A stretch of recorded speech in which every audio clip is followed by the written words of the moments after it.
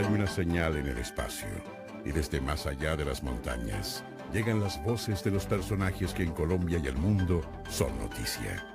Continúa la W, nuestro mágico encuentro en medio de versos, noticias, personajes, música que nos hace estar cerca, muy cerca de usted.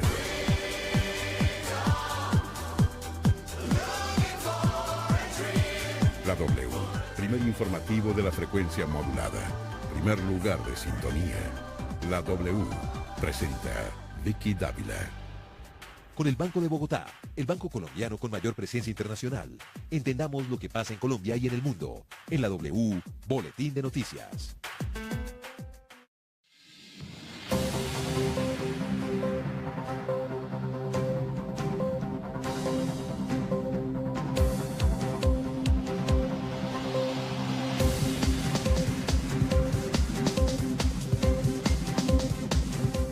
Hola, ¿qué tal? Muy buenas tardes, los saludamos, 12 del día, 1 minuto y ya estamos listos. Esta es la W, saludamos a todos los que nos acompañan en nuestras estaciones de radio y a todos los que se unen a nuestra transmisión de Facebook Live, que cada día crece más, tiene más seguidores fieles, digámoslo así. Yo les agradezco, Grace. Hoy tendremos a Abelardo de la Espriella y creo que va a haber candela. Vicky, claro que sí, invitamos a todos nuestros oyentes a que se unan a nuestra transmisión en vivo en la fanpage de la W. Para hacerlo deben ingresar a su cuenta de Facebook, buscar la fanpage de la W Radio Colombia y allí pueden encontrar en el muro de publicaciones nuestra transmisión en vivo. Ya se empezaron a unir nuestras primeras oyentes. Bueno, pues 12 del día, 1 minuto, actualizamos las noticias. En segundos tenemos primicia W sobre investigaciones del fútbol en la Fiscalía. En segundos, primicia con Jairo Lozano. Antes, Laura Palomino, los hermanos Uribe Noguera son noticia hoy. Pues Vicky, desde los juzgados de Palo Quemado, porque la defensa de Francisco y Catalina, hermanos de Rafael Uribe, pidieron la nulidad del proceso que se adelanta por el crimen de la niña. Los abogados aseguran que ambos se les vulneraron los derechos fundamentales, argumentando que la Fiscalía incurrió en una afectación grosera de las garantías fundamentales a la no incriminación a familiares próximos y cercanos, así como la no autoincriminación. En este sentido, consideran que se vulneró el Estado Social de Derecho. Dicen los juristas que en el caso de los hermanos no se les respetó la intimidad, puesto que hacen señalamientos que tienen relación con las conversaciones privadas con su familiar. Esto hace alusión a los chats que fueron revisados por la Fiscalía General de la Nación. Y pues hasta ahora se adelanta esta audiencia que se suponía sería de inicio del juicio, pero pues los abogados de los Uribe Noguera presentaron este recurso de nulidad. 12 del día, 3 minutos, invitamos a nuestros oyentes, ya hay más de 400 personas conectadas en nuestro Facebook Live. Hoy estaremos con Abelardo de la Espriella. Hace apenas unos días daba una explosiva entrevista, tenía una explosiva charla con el periodista Jaime Bailey. Pues hoy lo tendremos aquí conversando con nosotros en la W. Ha sido muy importante en las denuncias de Córdoba y también tiene una visión de país que de repente puede uno compartir o no compartir, pero para eso estamos aquí, para escuchar todas las opiniones. Hoy espero que estemos muy activos en nuestro Facebook Live. Ya 500 personas conectadas en estos primeros minutos. Ya en segundos arrancamos con él en nuestra entrevista W. Luz Helena, noticia. Vicky, noticia desde la rama judicial porque el presidente de la Sala Disciplinaria del Consejo Superior de la Judicatura, Pedro Sanabria, anunció que ya adelantan una investigación en contra del jefe de la Fiscalía Anticorrupción de la Fiscalía. Según él, ya pidió o envió un oficio a la Fiscalía para que explique si Moreno es fiscal ante el Tribunal o ante la Corte Suprema de Justicia, para que ellos puedan identificar ante qué instancia lo investigarán, directamente desde el Consejo Superior de la Judicatura o desde la seccional de la Judicatura en Bogotá. Bueno, lo que hasta ahora, primera vista, lo que pues se ve en los medios de comunicación es que hay concusión, hay una asociación para defraudar a la administración pública y bueno, y en fin, ya el funcionario competente determinar que otras conductas. Las conductas van desde suspensión hasta destitución e inhabilidad. También se pronunció sobre este escándalo en la Fiscalía el presidente del Consejo de Estado, Jorge Octavio Ramírez, quien dijo que sin duda alguna el más afectado o el sector más afectado en Colombia tras este escándalo es el de la justicia en Colombia. Entonces, esa percepción generalizada que se tiene sobre esos aspectos, digamos, se refleja o trasciende a otras áreas de la justicia, como es concretamente la jurisdicción contencioso administrativa. Creo que este ejercicio de rendición de cuentas apunta precisamente a que la ciudadanía tenga los elementos de juicio suficientes para poder calificar la labor que nosotros como jurisdicción contenciosa y como Consejo de Estado adelantamos en lo que tiene que ver con el ejercicio de nuestra actividad misional.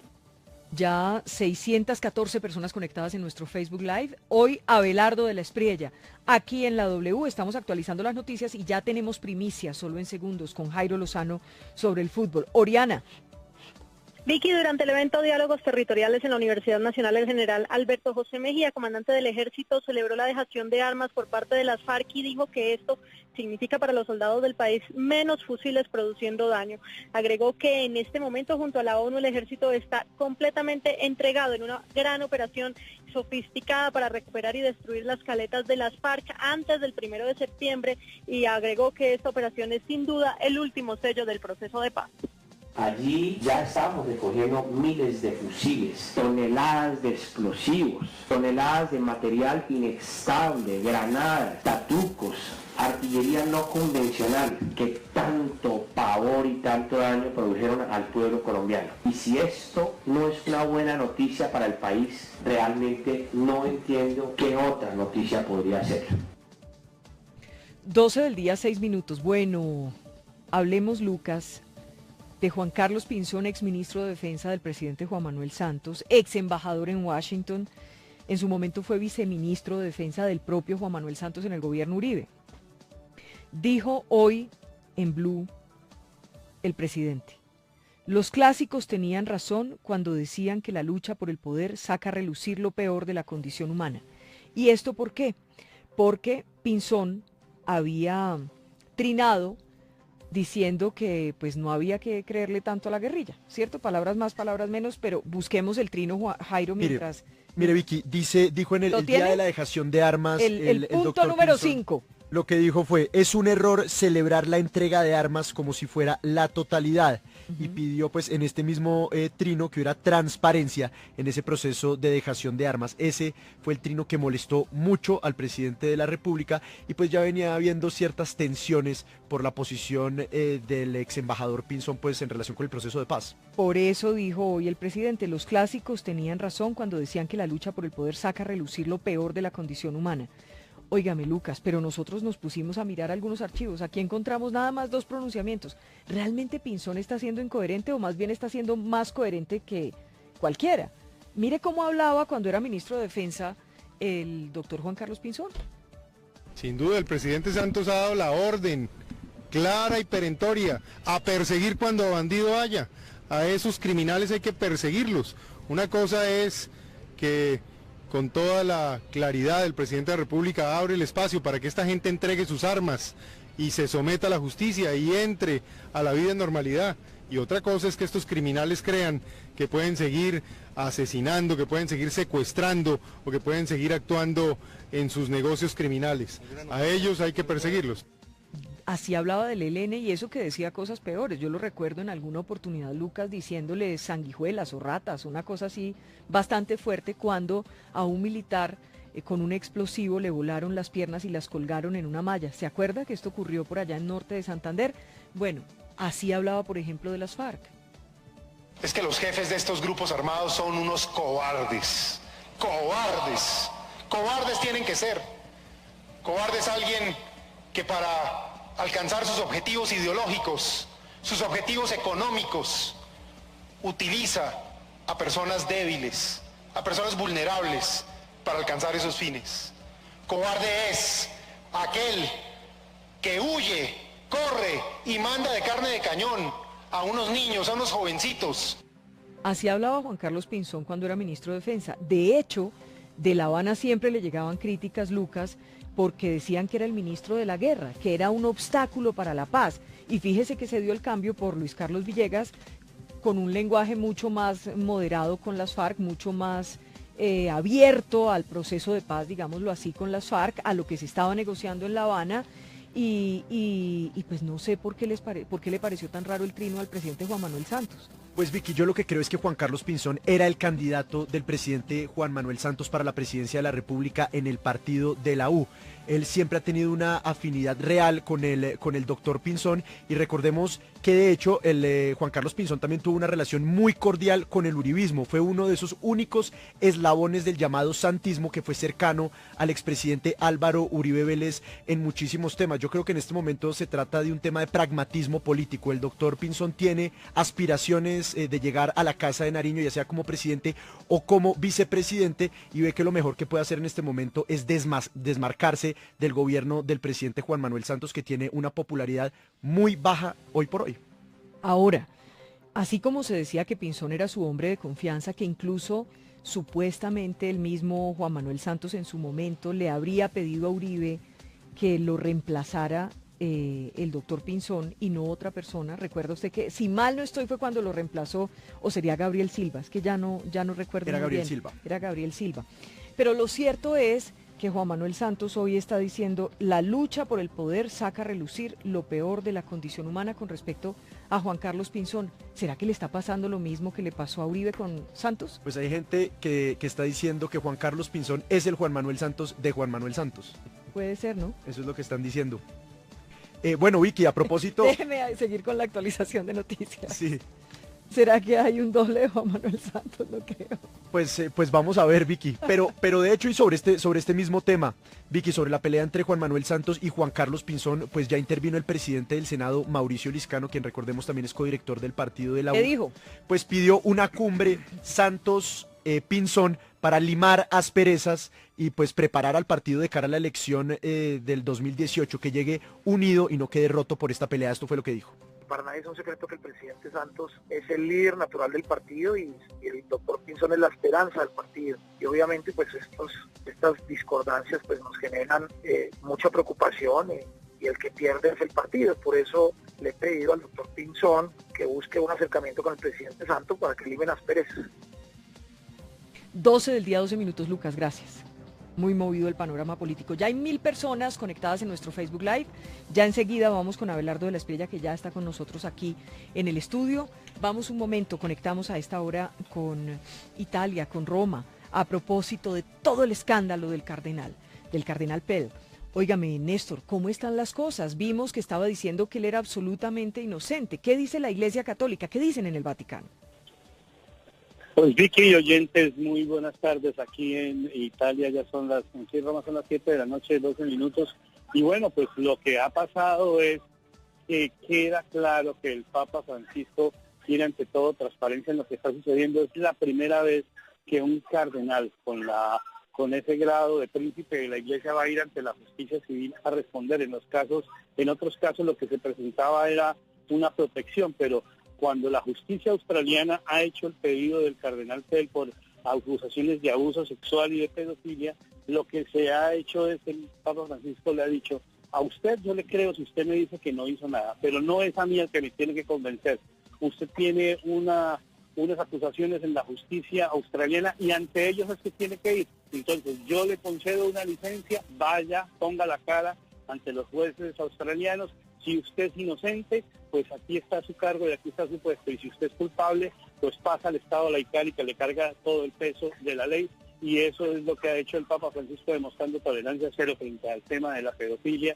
Y por eso el cardenal Pell, aunque sigue insistiendo en su inocencia, pues ya han sido varias las declaraciones y las acusaciones, y pues ya será la justicia la que diga lo que va a pasar, qué responsabilidad tiene o no de unos delitos que ocurrieron hace más o menos 20 o 18 años. Néstor, gracias. 12 del día, 14 minutos. Óigame, Jairo, tiene usted primicia sobre el fútbol. Deme el titular y a la una contamos la historia completa. Pues Vicky, lo que ha descubierto la Fiscalía sobre ya la presunta infiltración de la mafia de apostadores en el fútbol colombiano. La mafia de apostadores. ¿Los tienen identificados? Sí, ya tienen nombres, hay nombres de dirigentes deportivos, nombres de jugadores, de árbitros, y todo esto es por un agarrón y denuncias que tienen que ver con extorsiones y hurtos y demás cosas. A la una, ¿toda la historia? Toda la historia. ¿La tenemos completa? Vamos a contársela a nuestros oyentes de la W. ¿Vienen capturas? Sí, la Fiscalía ha avanzado mucho en esta investigación y si verifican toda la información que están entregando 2 testigos, sería un escándalo grandísimo que involucraría a dirigentes deportivos y al fútbol colombiano. Pues muy interesante, ya deme unos minutos, bueno, unos minutos no, a la 1 contamos todo. A la 1 contamos toda la Vamos historia. con Abelardo de la Espriella, 12 del día, 15 minutos, esta es la W. Saludamos a Abelardo de la Espriella, penalista, lo conocen ustedes, abogado, muy conocido en Colombia. Abelardo, bienvenido a la W. Gracias, Vicky, qué placer estar aquí contigo y con todos tus oyentes en la W. Lo vi con Jaime Bailey. Sí. Se volvió tendencia su entrevista en las redes sociales. Pero yo creo que por una cosa, digamos que resulta elemental, y es que es la primera vez que se dice, por lo menos públicamente, que se requiere pasar a la acción en Venezuela, además de las marchas y de los violines y de los gestos de dirigentes importantes como María Corina y el resto de miembros de la oposición.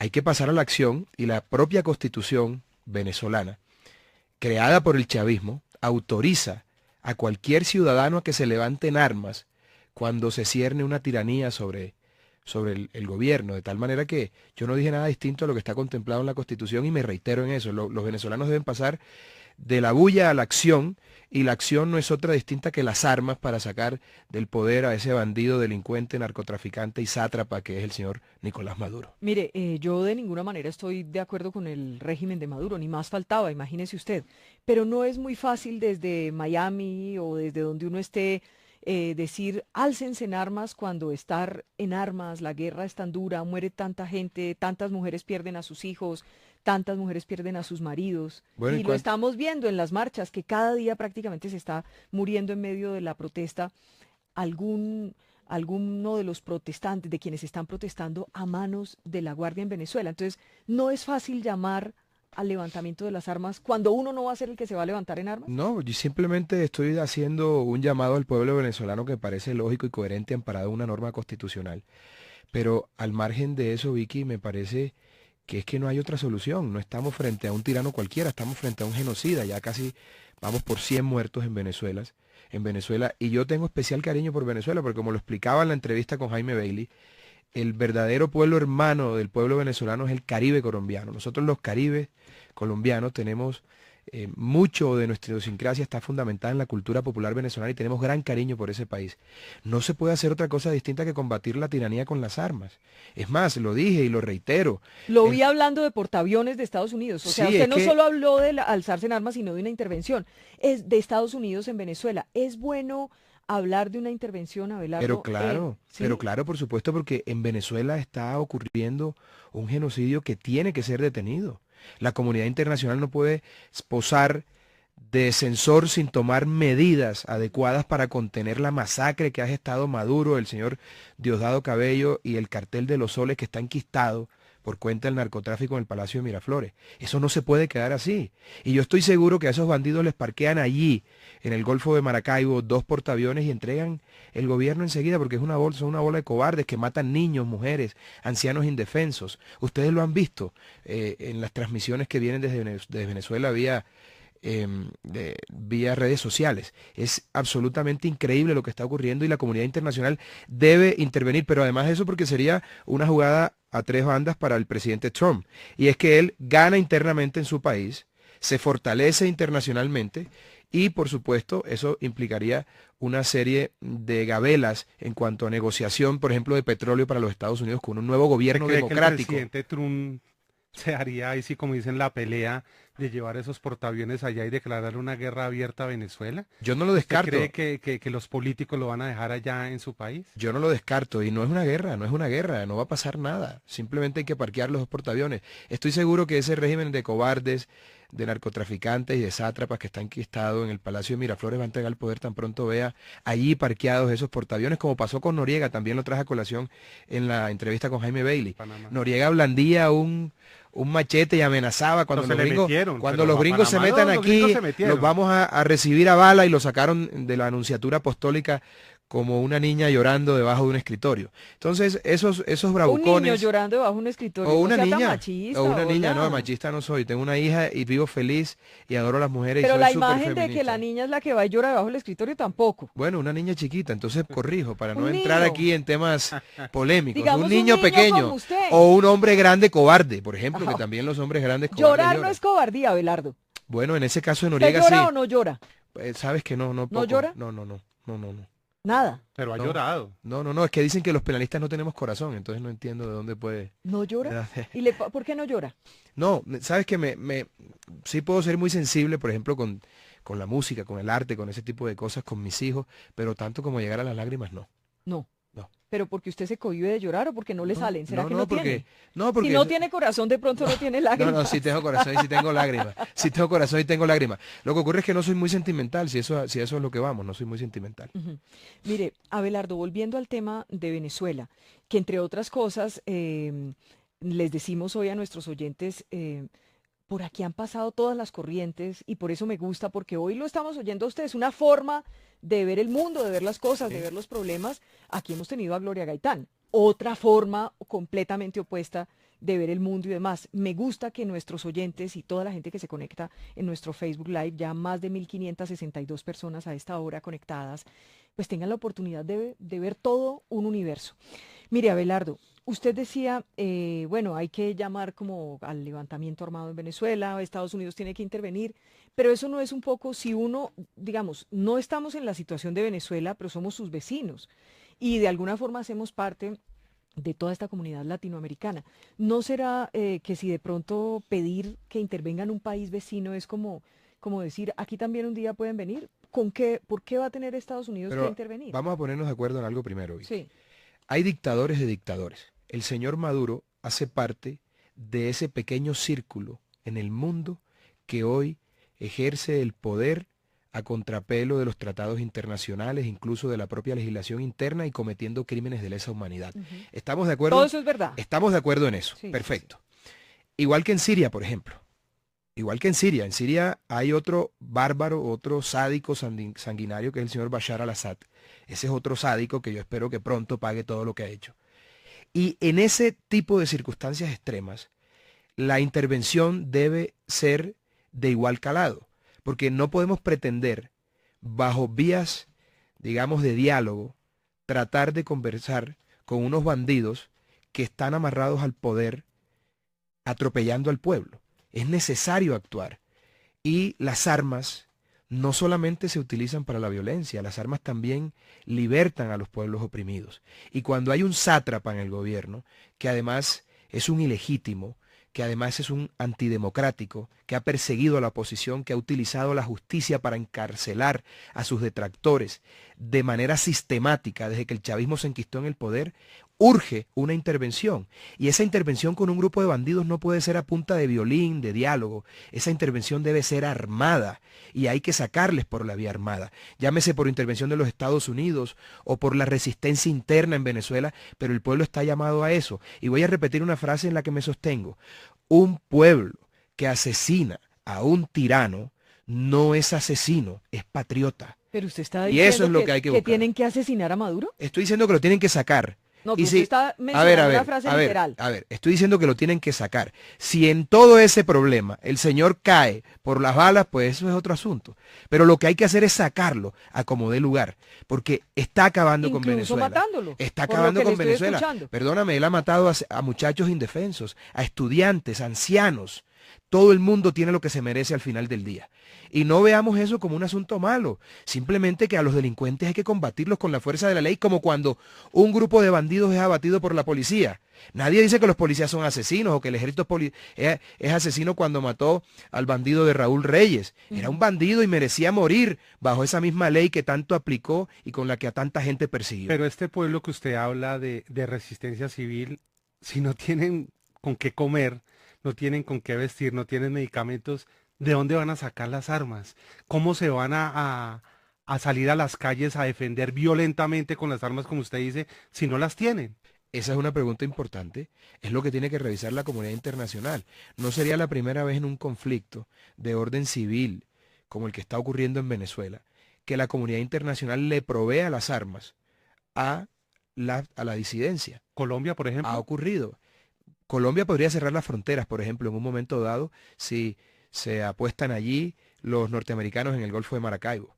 Eso podría ser una solución, pedirle al gobierno colombiano que cierre la frontera para que estos bandidos no se corran hasta acá. Me refiero a los bandidos que hacen parte del chavismo, no a la gente decente y oprimida del pueblo venezolano a la que tanto quiero.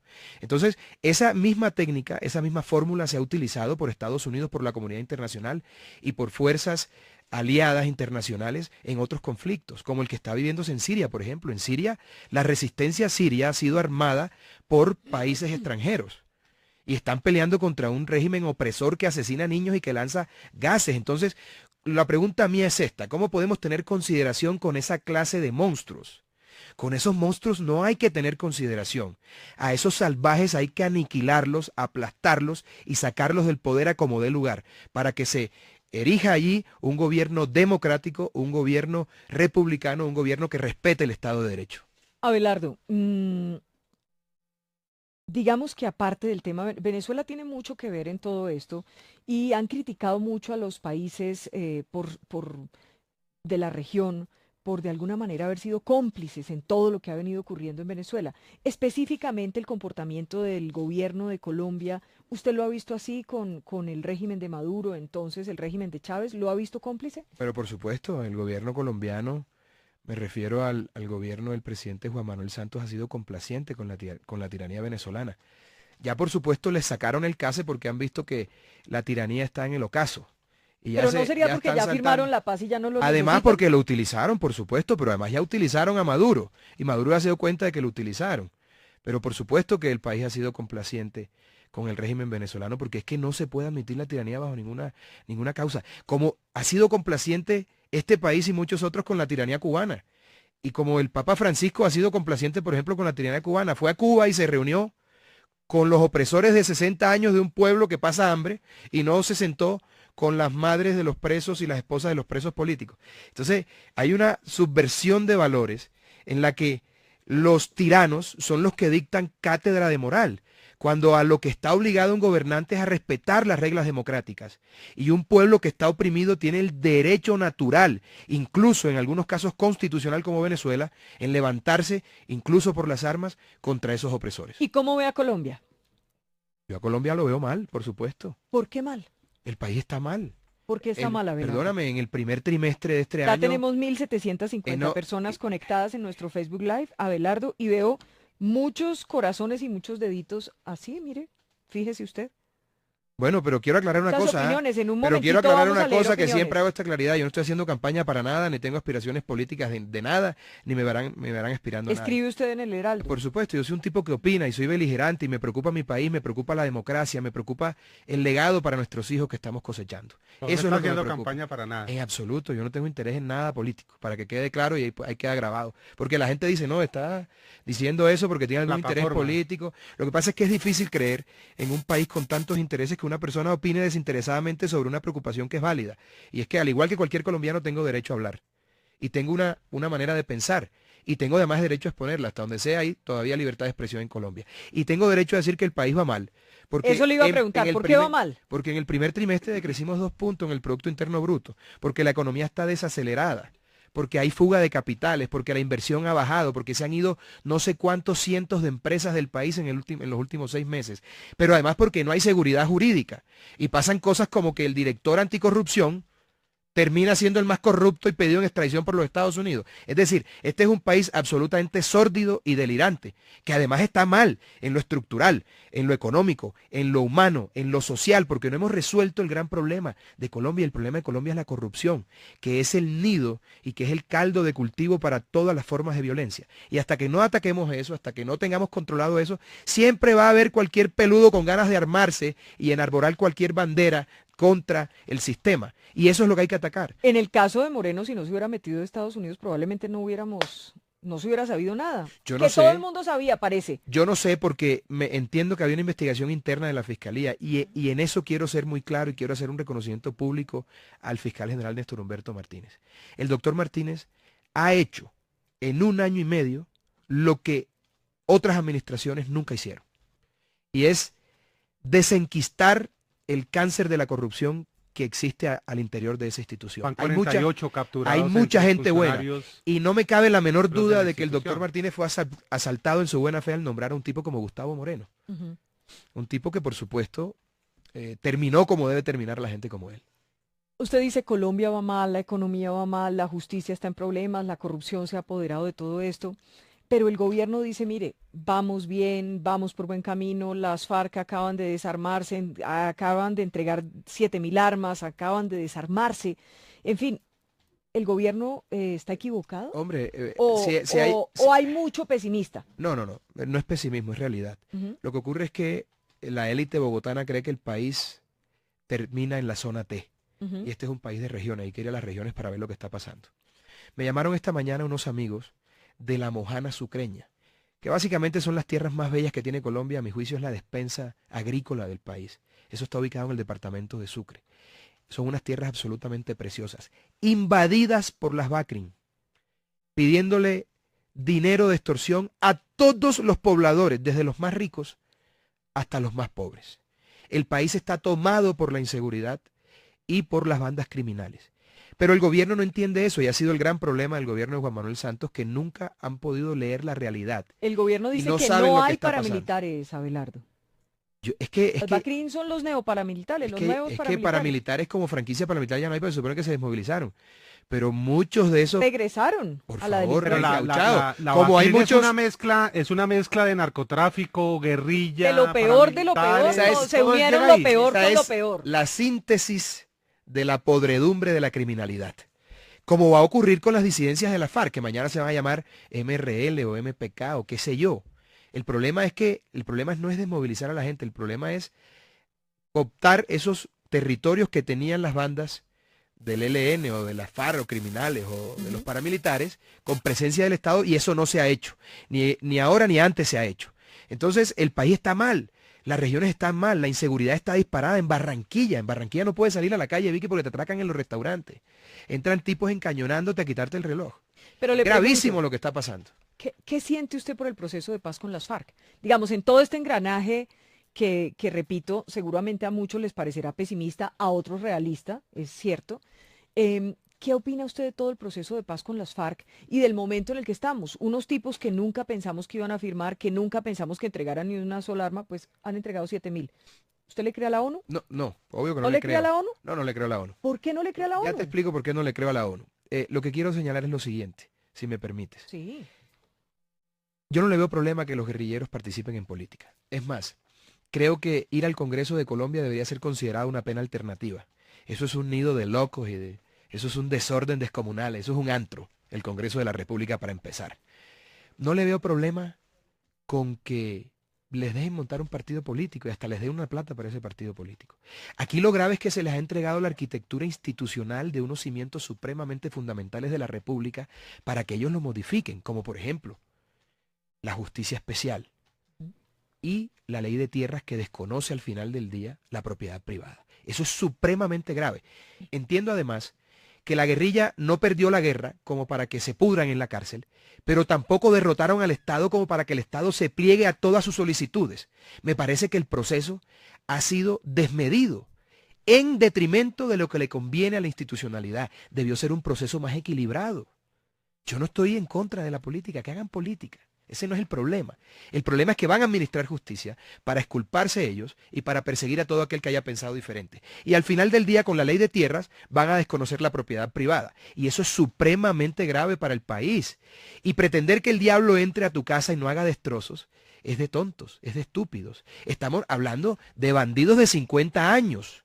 De bandidos que hoy están entregando unas armas, pero que el país está, digamos, pesimista porque todo el mundo sabe que al final no tenían una sola arma por persona, están entregando 7.000 y no hay, es el momento en el que no se ha puesto de acuerdo ni la ONU, ni la guerrilla, ni el gobierno en cuánto son el número Pero de lo armas. cierto es que el presidente en marzo había dicho que la ONU ya había monitoreado 14.000 armas. Y entregaron 7.000. Y entregaron 7.100. Y entonces, ¿dónde demonios están las otras 7.000 armas? Podrían decir que en las caletas. ¿Dónde están los misiles tierra-aire de la En FARC? las caletas, se supone. Bueno, ¿y por qué no entregan las caletas ya? ¿Y cuál es el problema? ¿O es que quieren una retaguardia armada para combinar todas las formas de lucha y seguir amedrentando al país? Es que lo que está pasando es muy grave. Pero como la gente en este país también vive de ilusiones y la gente es peliculera, como se suele decir coloquialmente, la gente vive del cuento de las maripositas y de la cargada del peladito de Timochenko y tal, pero hay que prestarle atención a esto. Puede suceder. Hay que prestarle atención a esto. Puede suceder, doctor Abelardo, lo que mucha gente dice, que es en cierto momento que las FARC se sientan traicionadas, que no avanzó el proceso de paz, que algo pasó. ¿Retomen a las armas? No te quepa la menor duda. Cuando la UP hacía política, las FARC estaban en la retaguardia armados hasta los dientes. Que me expliquen cómo es que a las zonas generales, por ejemplo, del Cauca, están llegando 150 o 200 noruegos con 20 guerrilleros a adoctrinar a la gente en esas veredas. ¿Vamos a permitir que eso pase? ¿Vamos a permitir que nos instalen aquí un régimen comunista, que es lo que quiere la FARC? Un régimen que no es otra cosa que la repartición de la pobreza y la peor plaga que le ha ocurrido a la humanidad. Pero usted decía hace algún segundo que usted no creía en la ONU. ¿Por qué no cree en la ONU? Hombre, porque todo ese secretismo para la entrega de armas, con toda esa puesta en escena, Vicky, de unos contenedores y tal, algo raro hay ahí. Algo raro hay ahí. ¿Pero qué puede haber? ¿Cuál puede ser el interés de la ONU? No, lo que pasa es que la ONU, Vicky, no tiene nada que mostrar en materia de conflictos armados. Dame un positivo de la ONU en materia de conflictos armados. O sea, ¿usted cree que están como Hombre, aprovechando la oportunidad? hacen parte del show para justificar una burocracia que no sirve para un demonio. Pero la ONU verifica lo que le entregan. Por ejemplo, si le entregan 7.000 armas, la ONU dice, pues me entregaron las 7.000 armas, no pueden decir más ni menos. De hecho, cuando el gobierno salió y dijo que ya tenían el 60% en sus manos de las armas, la ONU salió y los desmintió. Desmintió al gobierno y dijo es el 40%. A mí el hecho de que ellos necesiten mostrar algo positivo en tantos años de burocracia paquidérmica que no ha servido para nada, me indica que algo puede haber allí. Y yo prefiero pensar mal, como decía el príncipe Niccolò de Maquiavelo, porque allí la mayoría de las veces se acierta cuando se piensa mal. Mire, hay muchos mensajes, hay 2.374 personas conectadas. Pero se está moviendo la cosa, que es lo importante. Se está moviendo, sí, hay mucha gente que está de acuerdo con usted, hay mucha gente que no está de acuerdo con usted. Esa es la democracia. ¿Miramos algunos mensajes? Suéltalos. Hágale, Grace. Le cuento algunos de los mensajes. Vicky, abogado Abelardo, Benny Zapata Serrano dice, total acuerdo, no vivo de imaginación, es una realidad. Juana Fitz dice, abogado de la Espriella, usted es un berraco, se lució y todas las verdades con Jaime Bailey. Estela Gómez dice, por primera vez estoy de acuerdo con este abogado, lo que no sirve que no estorbe. Darío Lizarazo dice, el doctor Abelardo de la Espriella es uno de los hombres más sensatos que tiene este país, estoy con usted. Sin embargo, hay otros que están en desacuerdo, como por ejemplo Hernando Suárez, dice, este señor estudió Derecho o Fascismo. Yola Romero dice, qué hombre tan insensato y salvaje. Luna Artica, por su parte, dice, un hombre que invita a matar no es un buen ser humano. Estoy afectado por esos mensajes en contra. A mí ni la lisonja me eleva, ni los ataques me afectan. Ya sabemos que no tiene lágrimas. Estoy afectado Corazón porque de penalista. O sea, fíjense ustedes, defender la democracia es ser fascista. Eso es absurdo. Resulta que el señor Maduro es un tirano, mata gente, asesina niños indefensos, viola su propia constitución, y el fascista soy yo. Hay que leer un poco, la ignorancia es atrevida. Espéreme que Rafael está pidiendo pista desde Madrid. Rafael, lo escucha el abogado Abelardo de la Espriella. Sí, estoy de acuerdo en que la ignorancia es muy osada. Me gustaría preguntarle a propósito de Venezuela y Siria y esa petición de intervención militar, de levantamiento de la ciudad en armas, de entregar armas a los ciudadanos para que se enfrenten a los militares y crear una guerra civil. ¿Es esa su pretensión, una guerra civil en Venezuela? Hombre, yo no he llamado a la guerra civil, porque la guerra civil... ¿Y qué significa entregar armas a la oposición para que se levanten contra Maduro, sino una guerra civil? Maduro no representa al pueblo, Rafael. ¿O usted cree que Maduro representa... ¿Maduro representa al pueblo venezolano? Maduro no representa al pueblo venezolano. Democráticamente. Sí, pero se ha sostenido violentando su propia constitución, usurpando funciones de otros poderes. Lo que digo yo además, Rafael, es digamos que la idea que he lanzado, que es lo que pienso, y yo no tengo problema en decirlo. Yo pienso que la verdadera honestidad consiste en decir lo que uno piensa. Yo no tengo problema en decirlo. Lo que he dicho es que amparados en una norma constitucional creada por el chavismo, el pueblo se puede levantar. No me estoy inventando eso. Hace parte de la Constitución Bolivariana de Venezuela, creada por el chavismo. Entonces, haciendo uso de esa norma y herramienta constitucional que está aprobada y hace parte de ese texto, de esa carta política, el pueblo venezolano puede levantarse.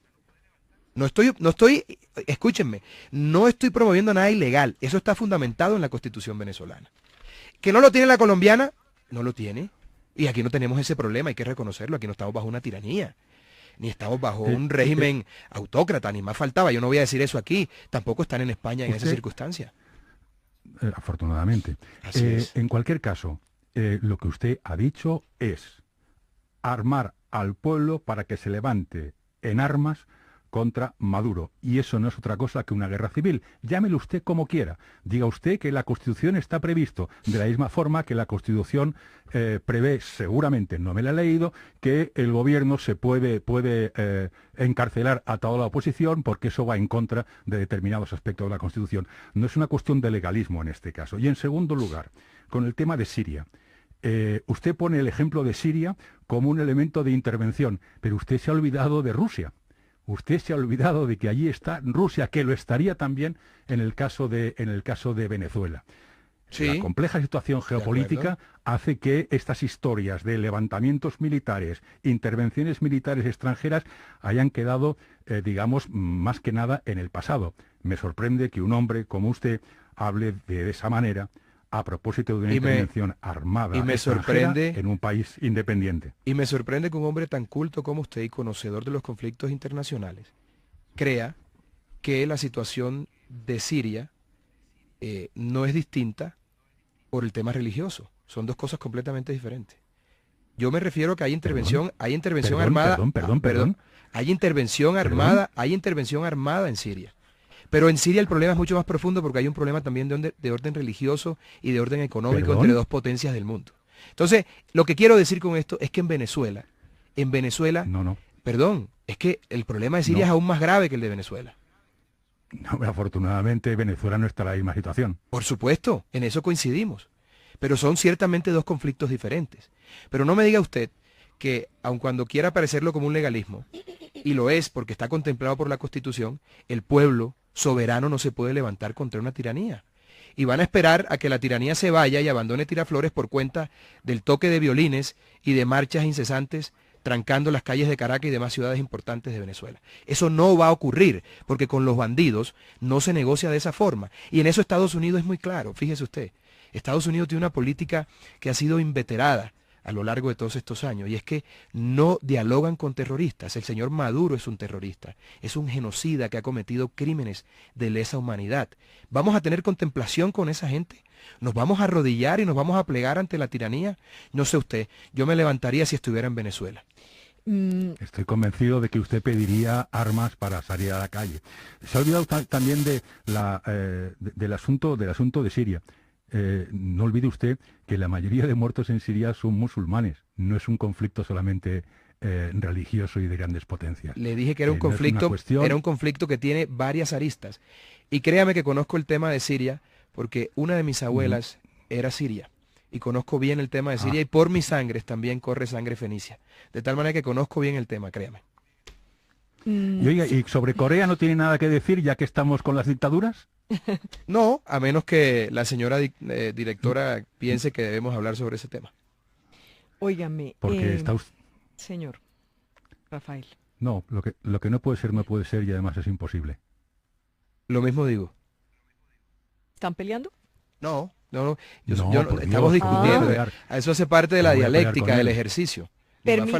Ahora, yo entiendo que Rafael tiene unas posturas, yo tengo otras, tenemos una forma distinta de ver el mundo, pero la postura de él y la mía caben en una democracia. En donde no caben es una dictadura, y es contra eso que la gente de distintas tendencias que respetan la democracia tienen que pelear. ¿Rafael? Con las armas en la mano.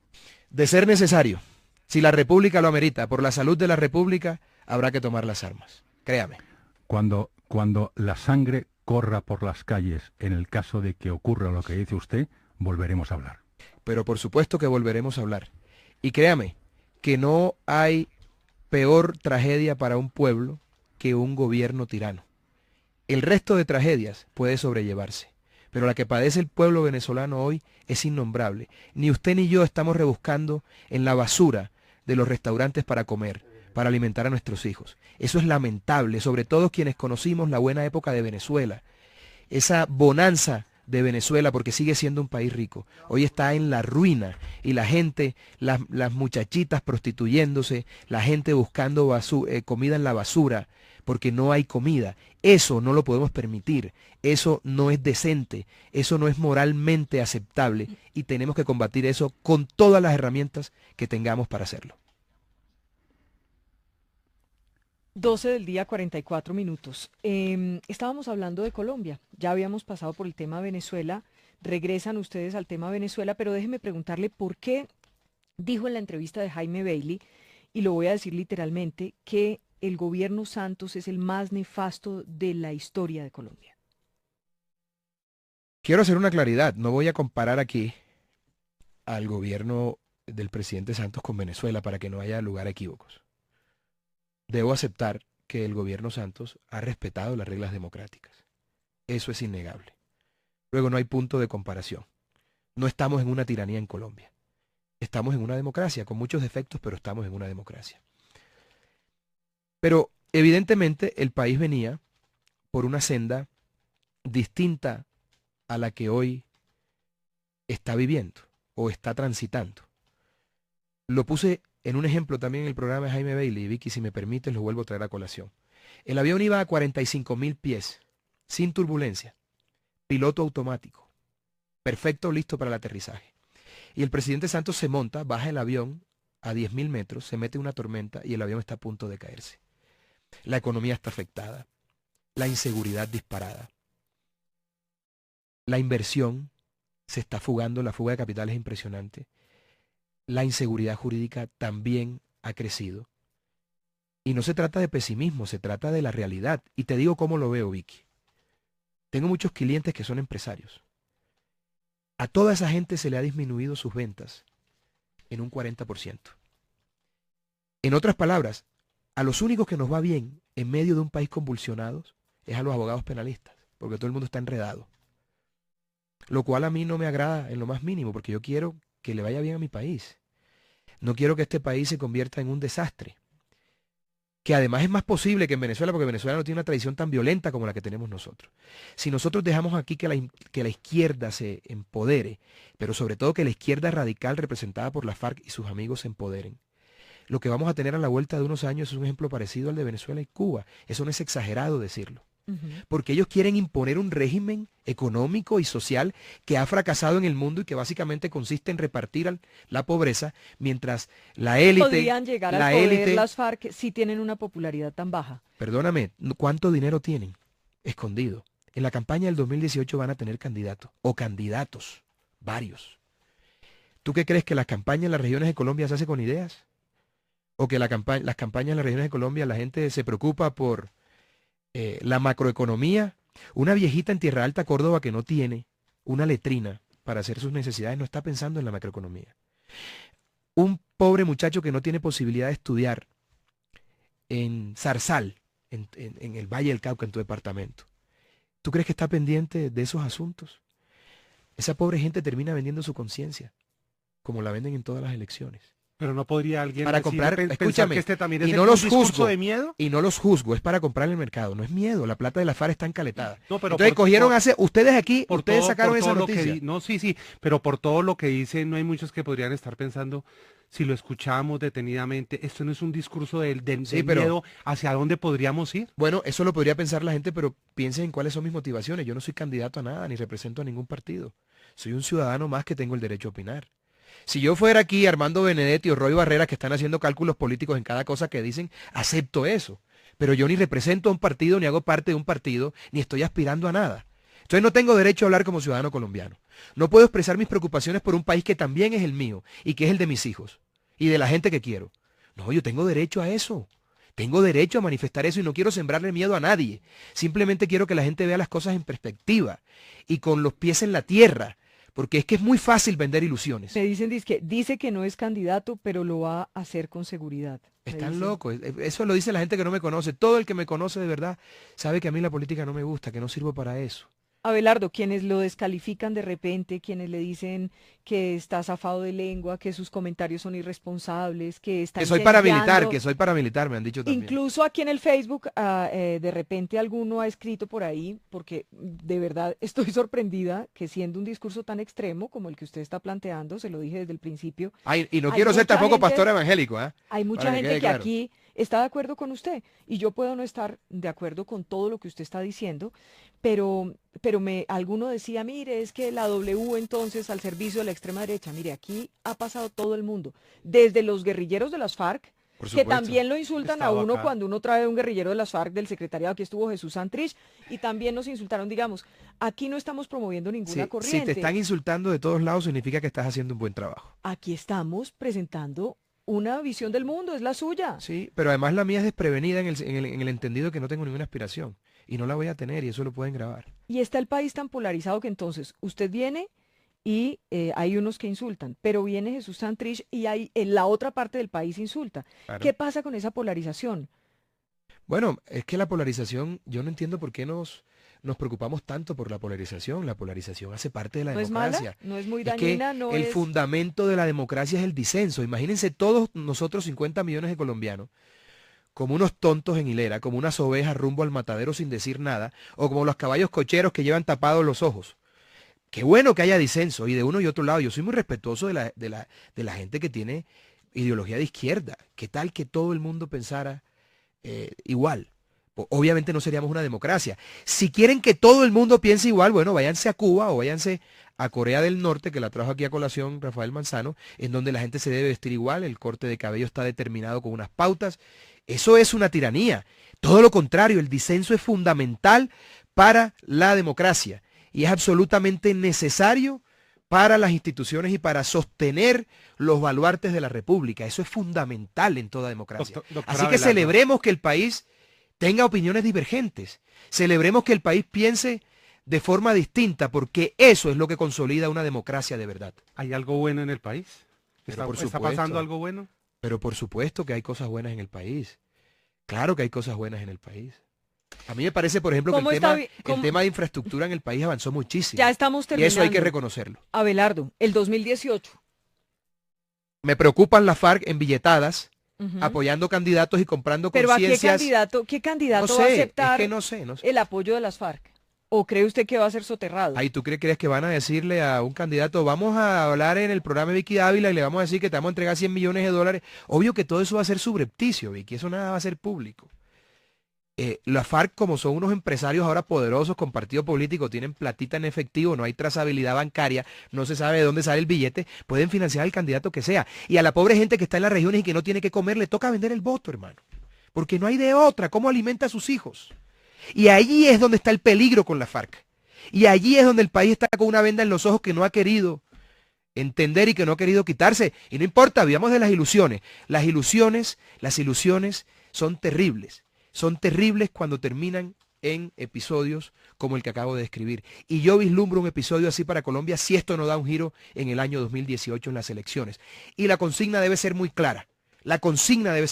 Sí. Atravesársele por la vía democrática como corresponde a todo aquello que huela a FARC y a izquierda. Y hacer un bloque de centro-derecha que contenga el avance de ese comunismo trasnochado que nos quieren imponer a los coñazos en Colombia y que no vamos a permitir. Abelardo, no lo quiero dejar ir sin hablar de Córdoba.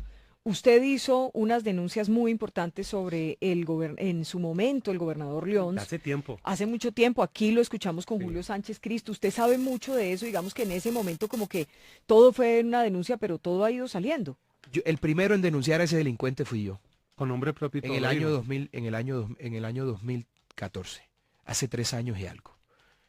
Yo sabía que ese personaje iba a terminar como terminó. Y por supuesto, lamento lo que está sucediendo en mi departamento porque la clase política del departamento de Córdoba, con contadas excepciones, está mandada a recoger. Es una clase corrupta, pero tampoco le podemos echar las culpas de todo este asunto solamente al señor León. También la Casa López debe responder por las administraciones pasadas en las que se manejaron los presupuestos de la gobernación de manera poco transparente. Y en esa investigación estoy trabajando. Y debemos concentrarnos en eso porque No podemos permitir que la plata de la educación, que la plata de la salud, que la plata de la gente más desfavorecida se vaya al bolsillo de los corruptos. Usted con plata privada haga lo que le dé la gana, fúmese el billete, váyase con unas mujeres a un paradisíaco lugar y emborráchese hasta morir. Y si las denuncias fueron de hace tanto tiempo, doctor Abelardo, ¿qué pasó? Bueno, ¿Qué pero pasaba? la justicia cojea, pero llega, está llegando. Con lo que quiero cerrar es esto. El país debe entender que la plata pública es sagrada. Haga con su plata privada lo que sea, pero la plata pública es sagrada. Y el que toca un peso de los colombianos, sobre todo los más vulnerables, debe ser perseguido por la justicia y debe caer sobre él todo el peso de la ley, como yo también espero que caiga contra ese individuo que asaltó la buena fe del fiscal, del país y de la sociedad, el señor Gustavo Moreno. Espero que en los Estados Unidos caiga todo el peso de la ley contra él, porque allá la cosa es a otro precio. Cuando esté en un cuarto de 2x2, sin sol, en el shoot que le llaman, en FDC, en Miami, ahí sí va a cantar lo que tiene que cantar, porque hay que destrabar toda esa maraña de bandidos que lo secundaron y que lo llevaron a ese puesto. Dígame, Rafael. No, tengo una cuestión, me dice un amigo y me dice que insista en una historia, probablemente de una cierta contradicción. Señor de la Espriella, ¿es cierto que es usted el abogado de Alex Saab, uno de los contratistas consentidos de Nicolás Maduro, que ha hecho muchas infraestructuras en Venezuela? Sí, yo soy el abogado de Alex Saab, que es colombiano, y de los procesos de Alex Saab en Colombia. Nada que ver con Venezuela. O usted, Rafael, le va a pedir a un médico que no atienda a una persona porque es de un partido distinto al suyo. Me extraña que usted me haga esa pregunta. Esta es una profesión liberal y nada tiene que ver mi ejercicio profesional con mi labor como opinador, porque tengo todo el derecho a hacerlo. Claro que sí, pero además le quiero decir una cosa. Soy amigo personal de Alex. Le tengo profundo aprecio. No comparto sus posturas ideológicas bajo ninguna circunstancia, pero nada tiene que ver mi trabajo con su tema en Venezuela. Yo he sido su abogado en Colombia, como he sido el abogado de gente de derecha y de izquierda. No creo que eso me descalifique, mi querido Rafael, para opinar, o que eso se convierta o se erija como una mordaza para opinar y decir lo que creo. No, ni mucho menos. Ya le he dicho que era una contradicción por lo menos aparente, porque en cualquier caso da la impresión de que los dineros que usted recibe por defender al señor Saab provienen precisamente de Venezuela, pero con ello no quiero decir nada. Perdóneme. Usted está haciendo una suposición que además es irrespetuosa. Usted no sabe de dónde me pagan a mí mis honorarios, o si es de cuentas colombianas, o si más bien es de empresas colombianas. Y me parece de muy mala leche de su parte que lo haga. Sin embargo, le aclaro, y cuando quiera le puedo mostrar los giros, porque yo no soy un abogado vergonzante. Escúcheme, yo no soy un abogado vergonzante, yo pongo la cara. Pero si a usted le parece que por haber hecho distintas defensas, y le repito, eso significa entonces que si yo mañana hago la defensa de una persona de izquierda no puedo hablar de la derecha, y si hago una defensa de una persona de derecha no puedo hablar de una persona de izquierda. Perdóneme, Rafael, pero se me ha caído usted del pedestal en el que lo tenía. Vaya por Dios. ¿Cómo lo siento? Yo también. Son las 12 del día, 57 minutos, Abelardo. Se nos acaba el tiempo. 3.429 personas. ¿Pero se está moviendo o no? Conectadas, sí, mucha gente. ¿Y cómo está eso de las regalías? ¿O aquí no pagan regalías? ¿Regalías? No, digo, si se mueve la audiencia, la cosa. Ah, ¿dice usted que le paguen por las...? Se me ocurre. Deje de facturar tanto, doctor. No. Estoy preocupado por el país, Vicky, y esa es mi postura, y seguiré hablando y diciendo lo que pienso hasta que pueda hacerlo, hasta que la vida me lo permita. Le agradecemos mucho y no le pierda el ojo a Córdoba. Gracias por tu invitación y estoy concentrado en el tema de Córdoba. Hay que ir por los corruptos que están allá enquistados en el gobierno y apropiándose de los recursos de la gente más necesitada. Esta es la W. Seguimos hasta las 3. Gracias a todos por acompañarnos.